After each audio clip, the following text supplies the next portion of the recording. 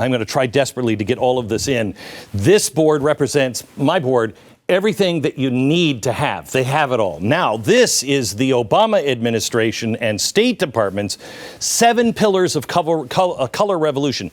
The plan, how to use those tools, and then flip a country. All right, let's start with the first one. The first one is semi-autocratic regime. Well, we don't have a semi-autocratic regime. Are you kidding me? Have you noticed how many times people have been calling him a fascist? I feel very strongly that this man has taken on strong arm tactics.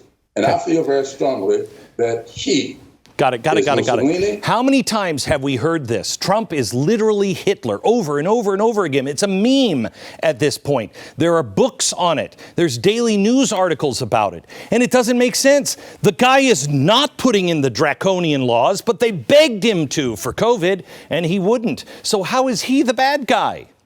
How can you begin to make this comparison? Would Hitler have moved the embassy to Jerusalem? Would Hitler have ever been nominated for a Nobel Peace Prize, helping to broker the peace between Israel and the Arabs? It's so incredibly ridiculous. In fact, everything they accuse Donald Trump of being is what they do and what they will do if given power. Joe Biden called for a national mask mandate. That is unconstitutional. Donald Trump didn't do it. Why? Because he doesn't have the power to do it. He said the states have to do it. An authoritarian would have done it anyway. Many have called for Trump to send in the troops to quell the riots. Donald Trump didn't do it. Why? Because it is first a city matter, then a state matter. The government, the federal government, is the very last resort. You can't just send them in. Wouldn't that be what an authoritarian would do? So why are they doing this? Well, they need to portray an image to the American people that Trump is a despot. It's the very first step in the process, literally started on day one when he got in. The media compared Trump to Hitler the day of the inauguration. But being an autocrat isn't enough. For the plan to work, step 2, he has to be an unpopular president. You have to have at least half of the country hating him. Remember this? I'm Keith Olbermann, and this is The Resistance. I'm confident now, even more so than I have been throughout the last year, that this nightmare presidency of Donald John Trump will end prematurely and end soon. And I am thus also confident that this is the correct moment to end this series of commentaries. Talk about it not aging well. All right. So what do you have? You have somebody who's very unpopular. Look how produced that segment is. Everything from the colors on the set, Olbermann's suit. The videos were designed to engage as many people as possible, to keep them engaged and have them coming back for more. Hashtag the resistance. It started on day one and spread like a wildfire all over the place. The resistance hit Trump for everything he did. He was constantly under attack by design, but it was always void of facts. It didn't matter. It rarely does. They needed to divide the base, and look around. They got it. Keith Olbermann knew that the Russia collusion narrative was full of crap. That's why he abruptly ended the resistant videos prematurely before a verdict came out.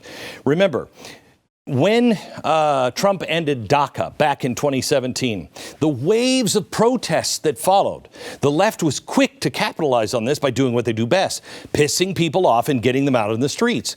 But they never provided context for what Trump was actually doing. In fact, look at the headline. Calls on Congress to act. The story wasn't Trump ends DACA. The real story was that Trump gave the power Obama stole from the Congress back to them. Who's the authoritarian in this? The one who seized the power or the one who gave it back? But they never give context because that's not what's needed. They need the appearance of Trump being an unpopular Hitler. Kind of puts organizations like the Lincoln Project and the Never Trumpers in a whole new light, doesn't it? What drives their hatred for Donald Trump? It's irrational. Or is it just part of the 7 pillars of color revolution? Next, they needed a united and organized opposition.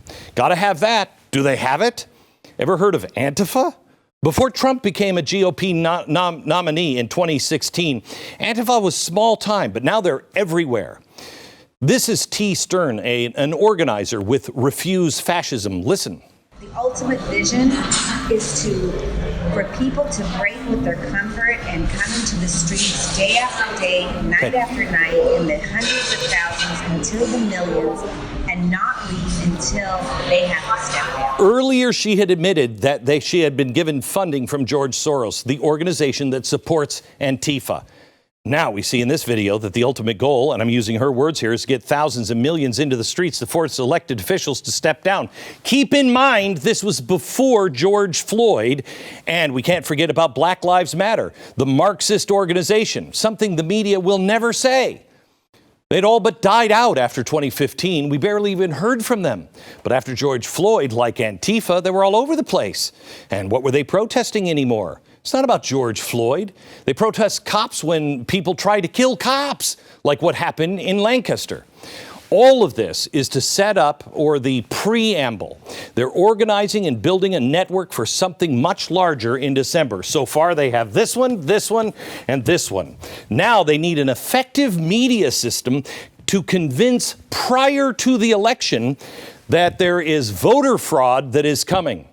Well, that's really important. Do they have any of those?